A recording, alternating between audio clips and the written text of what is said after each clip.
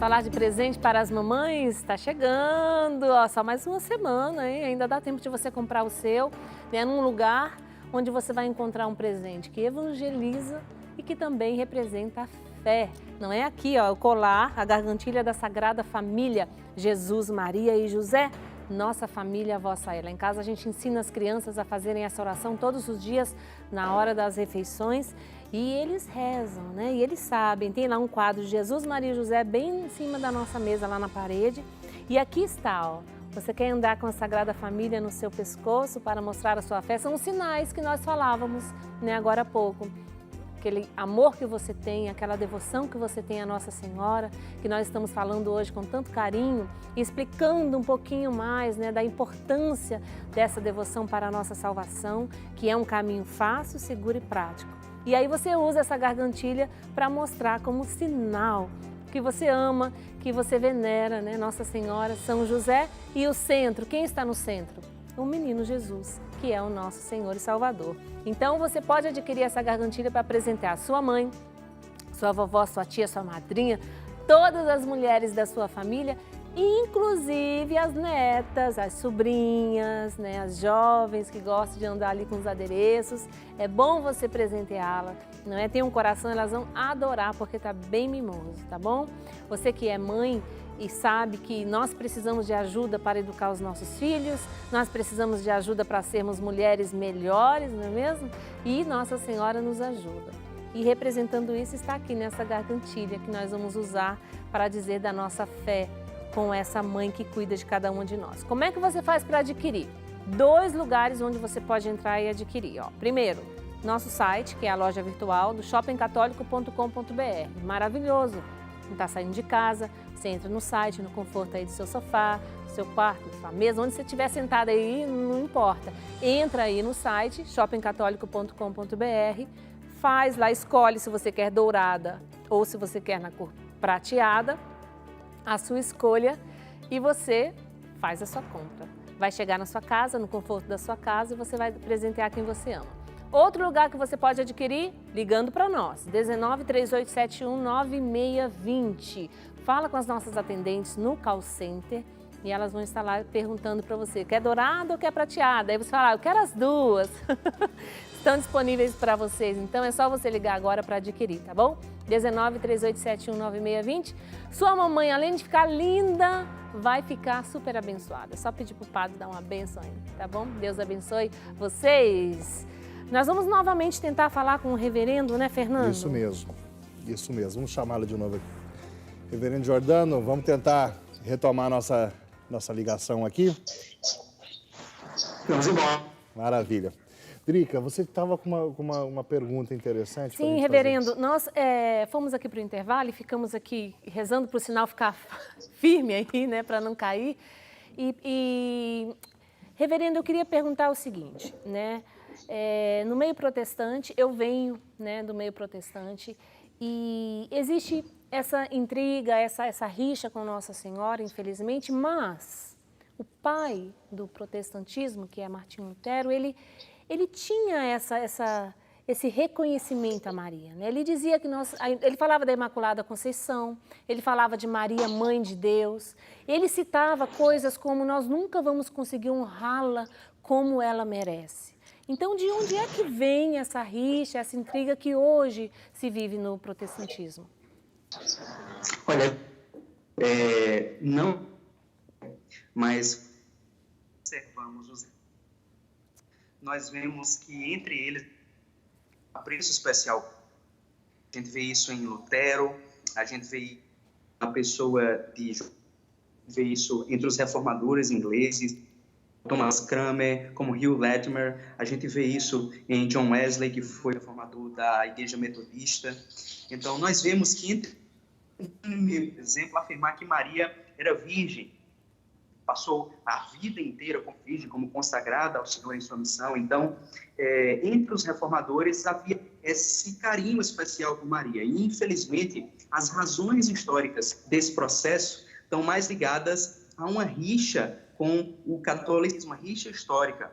E grande parte da recuperação daquilo que a gente vê entre os teólogos protestantes, entre os protestantes hoje, de afirmar a pessoa de Maria, se deve a esse diálogo muito mais pacífico com o catolicismo.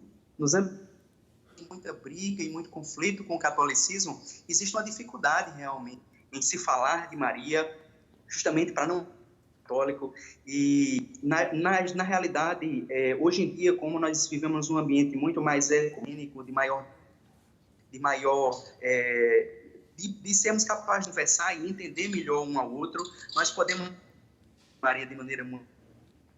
Vejo que, claro, certas tradições protestantes têm uma afirmação da pessoa de Maria, como, por exemplo, na igreja luterana, na igreja anglicana, enquanto outras tradições protestantes têm um pouco mais de dificuldade com Maria. Isso tem a ver, em parte, com a ideia de que nós precisamos honrar a pessoa de Jesus realmente. Isso todos nós reconhecemos como, desde o começo do programa, nós precisamos afirmar a pessoa de Jesus, ele é o centro, ele é a salvação, mas isso significa que nós devemos desonrar a pessoa de Maria. Atrás, na realidade, um ano atrás, eu vi um vídeo... Reverendo, o nosso sinal aqui está muito ruim e a voz do senhor fica cortando.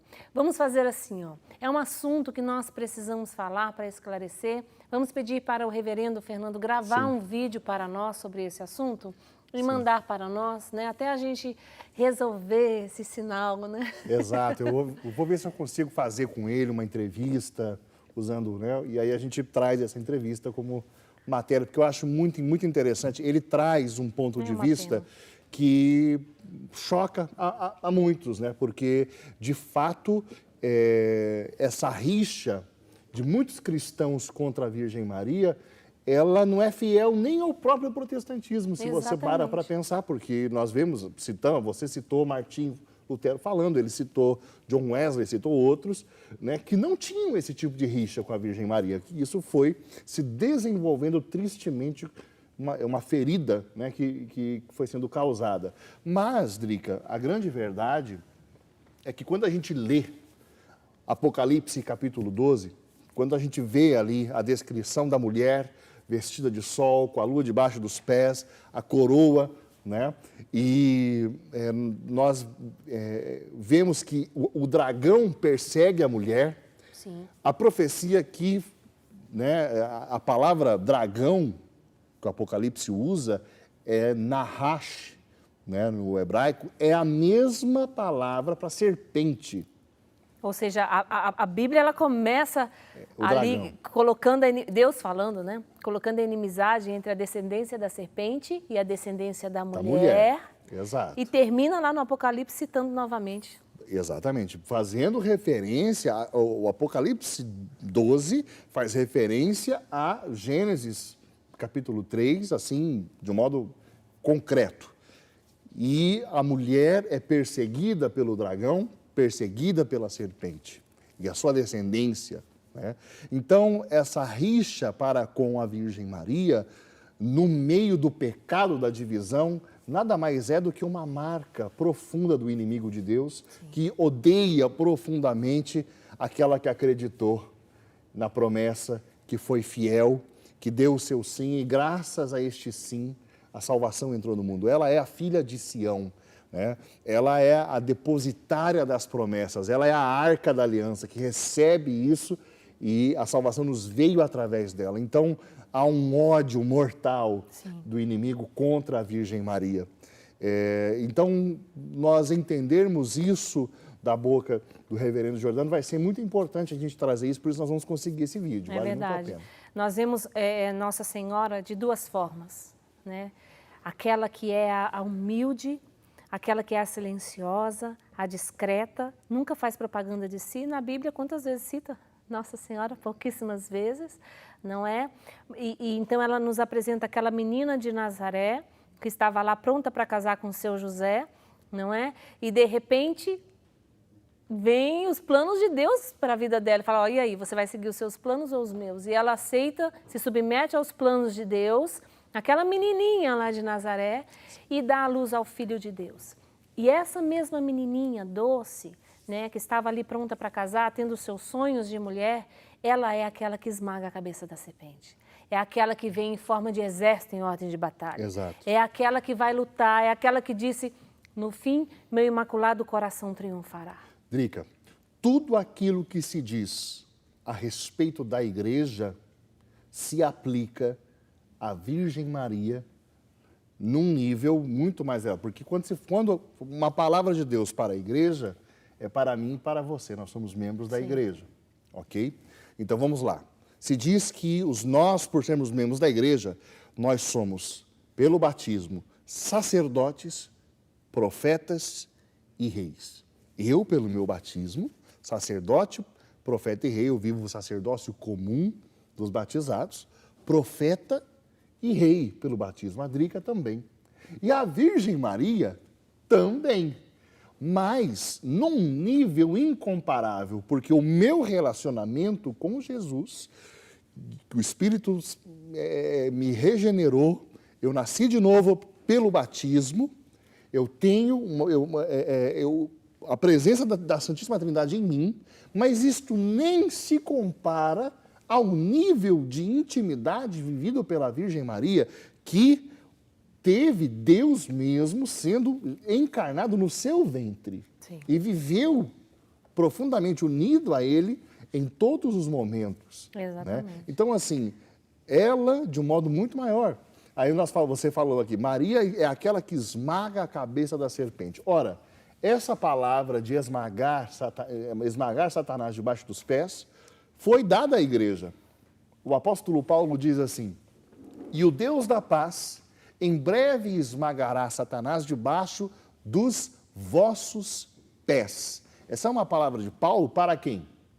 Para os cristãos, para a igreja. Então, se nós podemos falar isso dos cristãos, que nós executamos a vitória de Cristo no Calvário, de modo muito particular e especial, isso se aplica à Virgem Maria, porque o sim dela foi o maior ato de esmagar o inimigo, de vencê-lo, né? Porque ela deu o sim ao Salvador. Exatamente. E continua, né? E continua.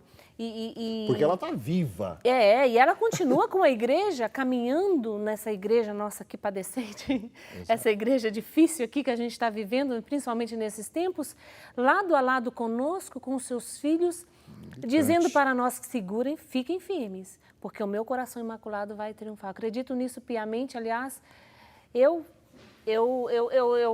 faço uma aposta com qualquer pessoa, né? Eu duvido que alguém invocando Maria não será atendido.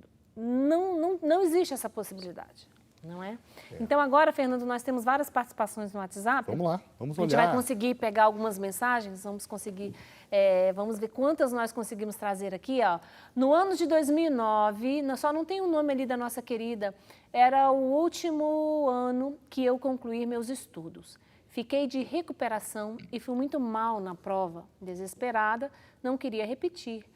Me recordo que minha mãe tinha uma pequena imagem de Nossa Senhora das Graças. Me ajoelhei junto à imagem, implorei e alcancei. Quando fui pegar o resultado, fui aprovada. Tenho fé na mãezinha. Ai, que linda, querida. Só faltou o seu nome ali para a gente agradecer. Obrigada pela sua partilha. Nossa Senhora no dia a dia, não é isso que nós falávamos? Exato. Aquela mãe que toma os seus filhos e resolve causas. Querida, meu querido e minha querida que está nos vendo agora, Nossa Senhora resolve causas pequenas e causas grandes que nós não conseguimos resolver. E nós, pelo nosso pecado, não conseguimos alcançar essa graça de Deus. Ela consegue. Drica, a carta de São Paulo aos Hebreus, capítulo 12. No capítulo 11, Paulo fala da fé e começa a falar dos gigantes que nos precederam na fé. Abraão, e por aí vai citando vários homens. Quando chega no capítulo 12, versículo 1, Paulo começa a dizer assim, rodeados de uma nuvem de testemunhas, vamos também viver a fé. O que Paulo está falando? Que nuvem de testemunhas é essa? É aquilo que a igreja chama de comunhão dos santos. Esta é a nuvem de testemunhas. Eu já falei isso aqui no Brasil Cristão, vou repetir para você.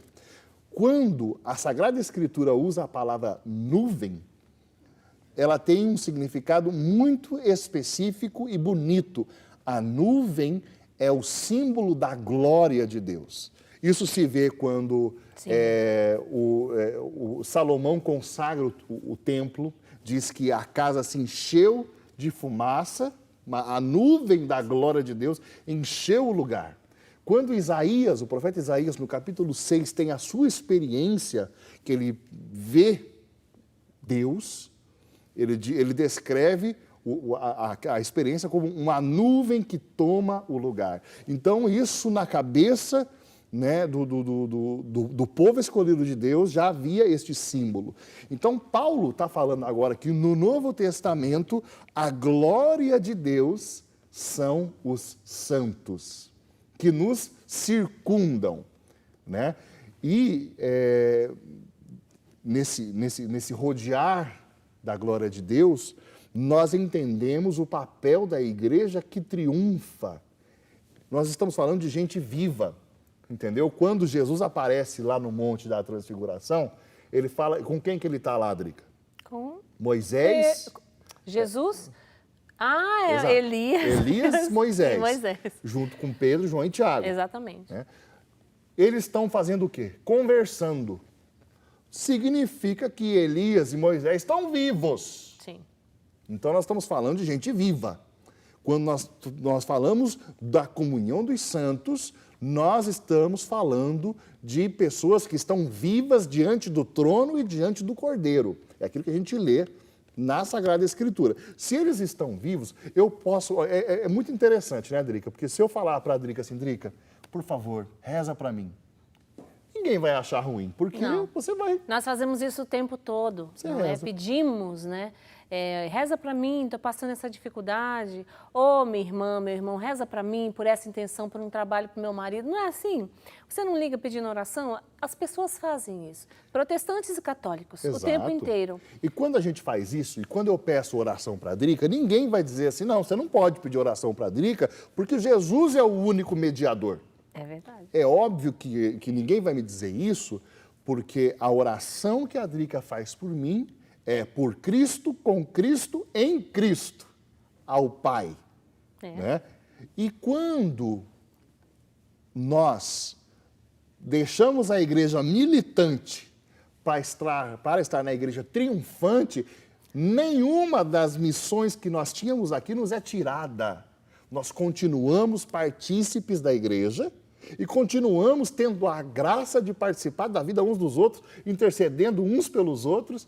E se eu posso dizer isso dos homens e mulheres normais, o que eu não posso dizer da Virgem Maria? Porque Nossa Senhora é o seguinte, nós aqui do ponto de vista humano, nós olhamos para cima e a distância é infinita.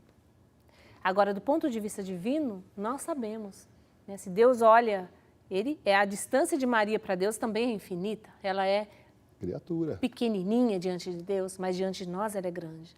Né? Tem mais participação, Fernando, conosco. Vamos ver mais mensagens. Nosso WhatsApp, número novo, hein, gente? Cruz Barreto, boa tarde, eu sou Maria da Cruz Barreto, de Elesbão Veloso. A santa da minha devoção é Nossa Senhora do Rosário de Fátima. Olha que maravilha aí, Cruz Barreto. É a Nossa Senhora que está aqui também no nosso cenário do Brasil cristão, hein? Maria de Fátima, lá, boa tarde, sou devota de Nossa Senhora de Fátima. O seu nome já entregou, viu, Maria? Sou consagrada a ela e me chamo Maria de Fátima de Itápolis. Deus abençoe você, minha querida. Vilaíde Miguel Ravi, olá, boa tarde, sou a Vilaíde, sou devota de Nossa Senhora das Graças, sou de Lavras da Mangabeira, no Ceará. Um beijo para você, Deus abençoe. O Edson Calado, Nossa Senhora das Graças, abençoe sempre minha família e todas as famílias do mundo inteiro. Está com o tratado na mão, que lindo. Olha lá o tratado, mandou a foto do tratado da verdadeira devoção. É tão lindo ver homem com devoção a Maria, eu fico assim derretida. Quando eu vejo um homem com a devoção assim a Nossa Senhora, acho uma coisa mais linda. Deus abençoe você, viu? Ó, teve Maria de Fátima ali, falando da devoção de Fátima, e agora nós vamos levar você lá para Fátima, Portugal, porque a nossa repórter Renata Moreto foi lá, visitou o santuário. E aí nós vamos ver a força da devoção à Virgem Maria. Um lugar de graças e bênçãos. Assiste conosco. Por Portugal é um país no sudoeste da Europa de pouco mais de 10 milhões de habitantes. A nossa pátria-mãe tem um povo acolhedor que vê no turismo uma oportunidade para deixar de vez a crise econômica para trás. Um país que preserva sua história e um povo de muita fé. Nessa série de reportagens você vai conhecer um pouco de Lisboa, sede da próxima Jornada Mundial da Juventude, de Fátima e de atrações turísticas que ficam muito próximas a um dos maiores santuários de devoção mariana do mundo. Bem-vindos a Portugal!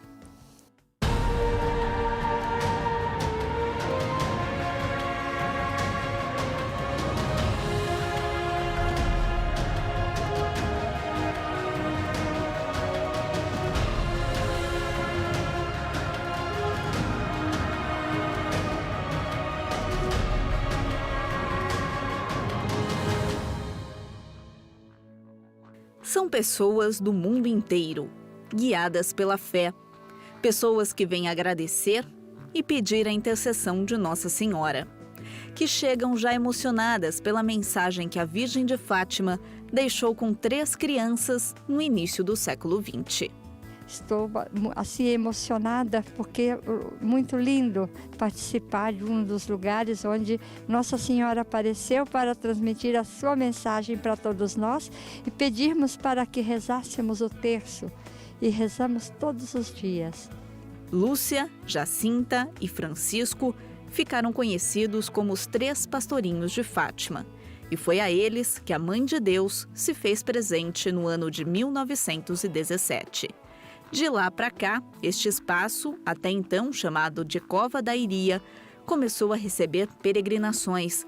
Hoje são milhões de pessoas que visitam Fátima anualmente. É difícil entrar neste santuário e não sentir um convite à oração. Se passamos pela capelinha, não podemos deixar de rezar a Nossa Senhora.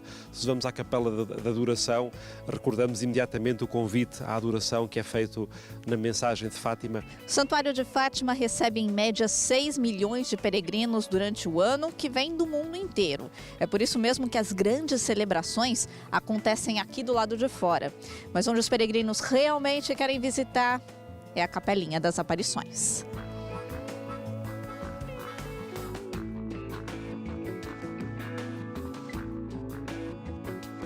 Por isso, o coração do santuário é, de facto, a Capelinha das Aparições. É por aqui que passam todos os peregrinos. É o lugar onde são entregues muitas súplicas, onde as pessoas choram e rezam, sentem consolação. Enfim, é o lugar especial do nosso santuário, sim. Na Capelinha das Aparições acontecem missas de hora em hora, cada uma em um idioma diferente.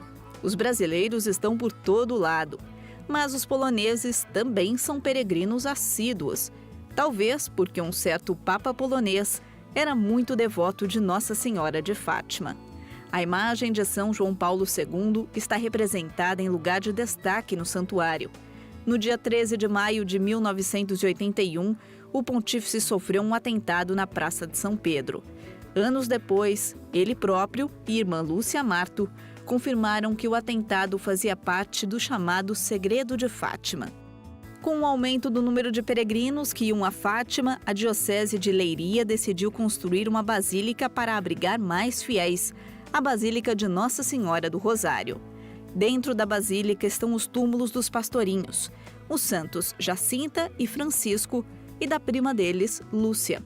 A canonização de Jacinta e Francisco aconteceu em 2017. O Papa Francisco elevou os 2 irmãos aos altares na festa do centenário das aparições de Nossa Senhora. Sonhávamos que fosse possível no nosso tempo ter esta canonização. Foi quase uma surpresa perceber que ela ia acontecer neste timing, e quando sentimos que ela ia acontecer no ano do centenário das aparições, foi uma grande alegria. Padre Vítor acredita que um dia Irmã Lúcia pode ser declarada beata. Uma mulher marcante do nosso tempo, pela forma como ela transmitiu a mensagem de Fátima para o mundo, como testemunha desta mensagem, acreditamos que será também beatificada. Logo, a primeira Basílica de Fátima ficou pequena. Por isso, em 2007, foi inaugurada a Basílica da Santíssima Trindade, com lugar para quase 9.000 pessoas. Um projeto moderno, sem colunas centrais, que permite que o altar de uma fique exatamente alinhado ao altar da outra basílica. é uma verdadeira obra de arte inspirada pela fé. Estar em Fátima é estar cercado pela fé. Os peregrinos buscam refúgio no Sagrado Coração de Jesus pela intercessão de Nossa Senhora. A fé pura de 3 crianças camponesas fez com que a mensagem da Mãe de Deus percorresse o tempo e chegasse ao mundo todo. A história das aparições de Fátima é uma história de amor. Um santuário é um espaço de acolhimento. Se é um espaço de acolhimento, o acolhimento não seria verdadeiro se não acolhesse toda a gente. Por isso nós aqui não selecionamos as pessoas que acolhemos. Estamos para todos.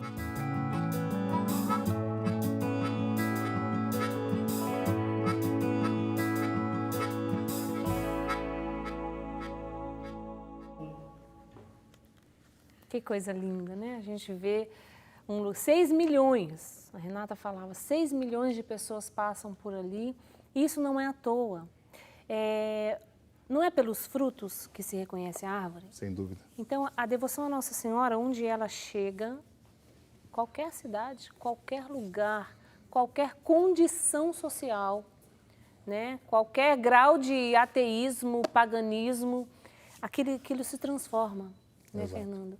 E atrai pessoas, acontecem milagres, só não vê quem não quer.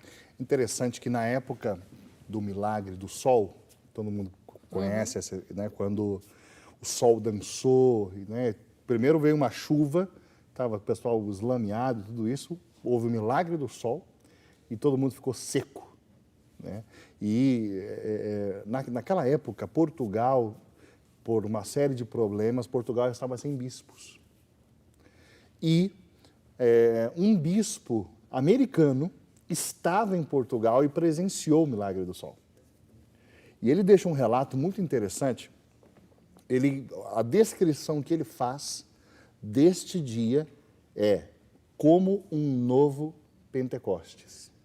Porque o que aconteceu? Quando as pessoas viram aquilo, caíam de joelhos, uns chorando, outros rindo e confessando os seus pecados. Ou seja, foi uma experiência de arrependimento dos pecados e de fato, desejo profundo de voltar a Deus, né? Para mim, essa é o maior sinal de algo que é feito pela Virgem Maria. Ela nos faz nos arrepender dos pecados e nos conduz a Deus. É impressionante. E ela faz isso de forma muito delicada, não é? O toque de Nossa Senhora, a presença dela na nossa vida é suave. A igreja, ela não impõe a devoção à Nossa Senhora. Aliás, eu acredito, Fernando, que a devoção à Nossa Senhora, ela nasce, cresce, mais pela experiência que se faz e depois, é claro, pelo conhecimento que se adquire da Virgem. Mas a primeira é a experiência. Então, você que está em casa, como o anjo disse para São José, a gente diz, não temas receber Maria em tua casa, não é? Nossa Senhora, quando ela chegar na tua casa, a primeira coisa que ela vai dizer para você é fazer tudo o que ele vos disser, não é? Jesus. Então, assim, a devoção a Maria, ela só tem um caminho para nos levar, que é ao seu Filho Jesus. E tem mais participação conosco no WhatsApp, vamos ver, Fernando? Vamos ver, claro. Ó, 19997169915 é o nosso WhatsApp. Mande a sua participação, a sua pergunta, a sua dúvida, o que você quiser para participar conosco, tá bom? Quem está aí conosco agora é a Gessi.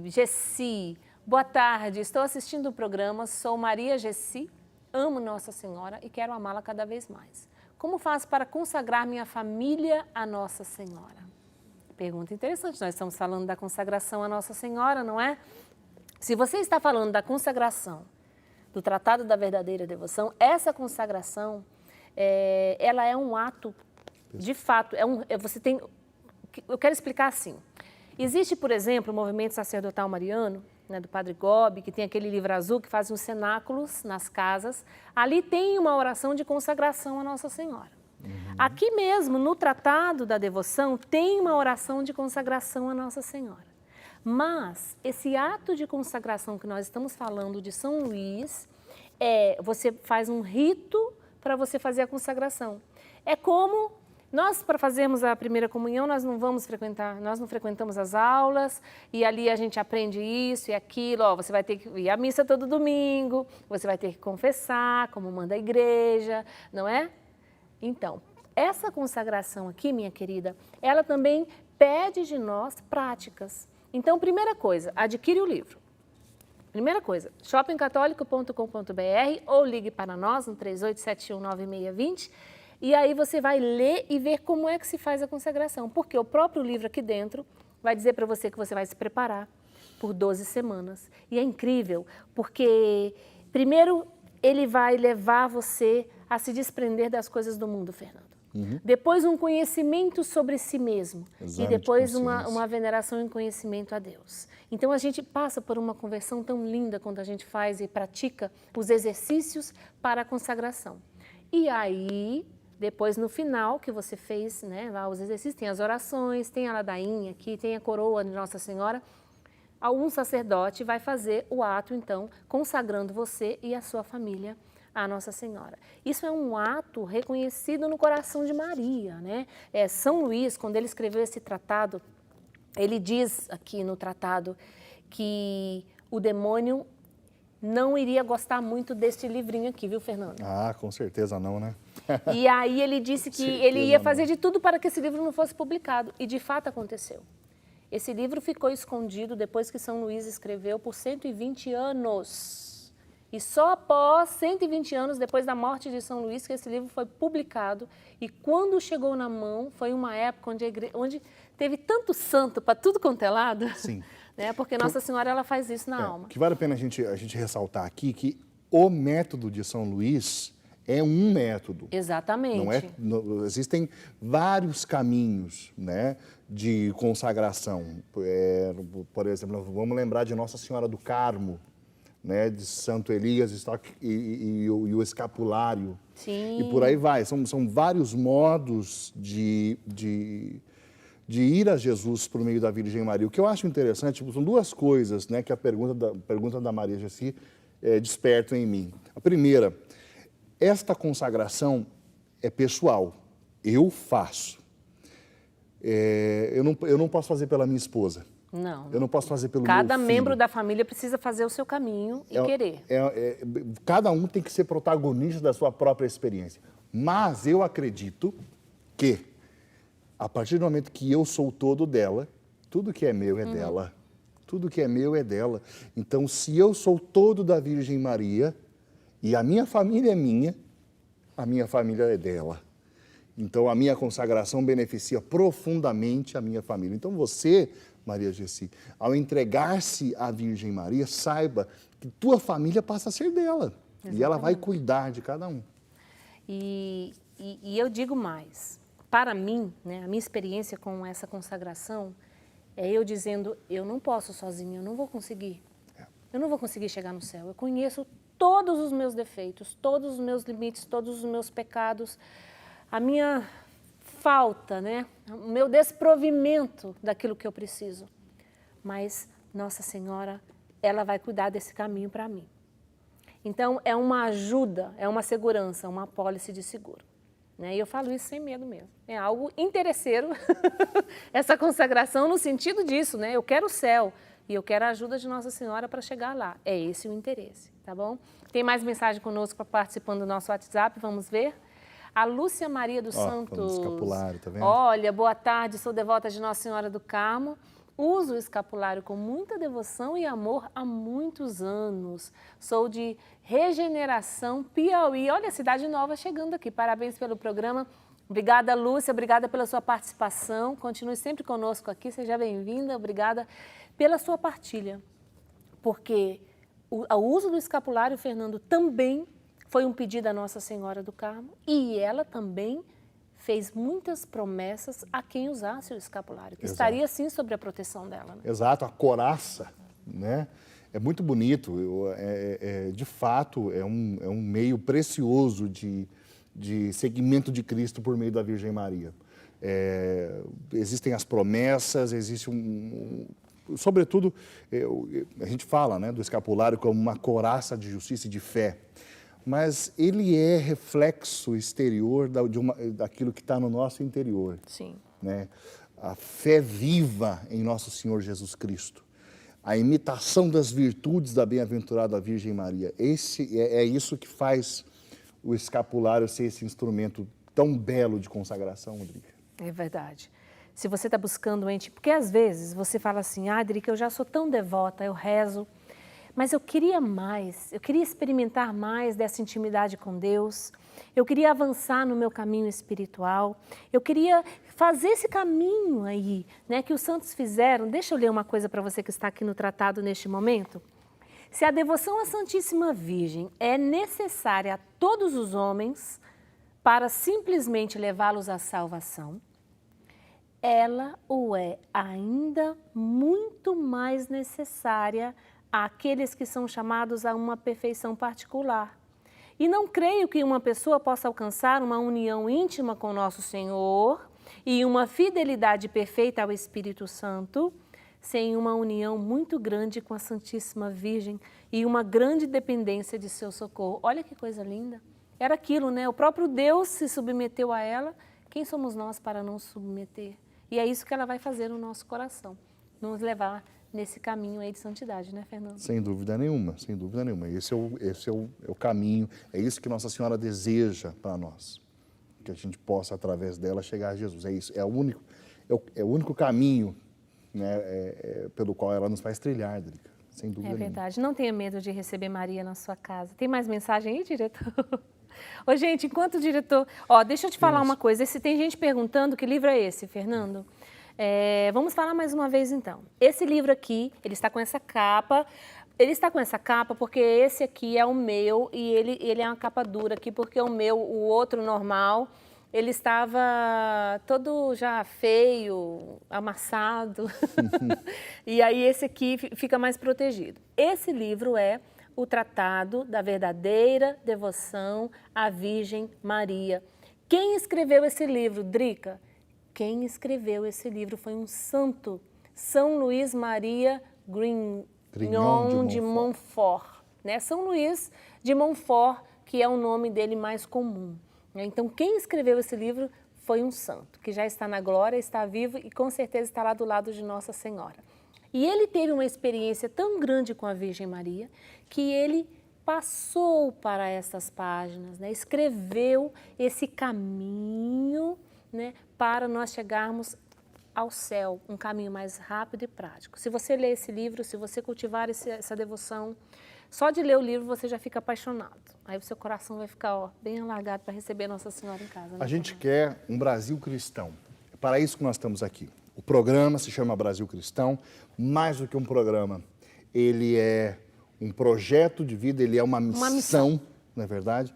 E hoje o Brasil Cristão quis trazer para você que está em casa este caminho certeiro, este caminho que conduz você a Jesus. O do Tratado da Verdadeira Devoção à Virgem Maria.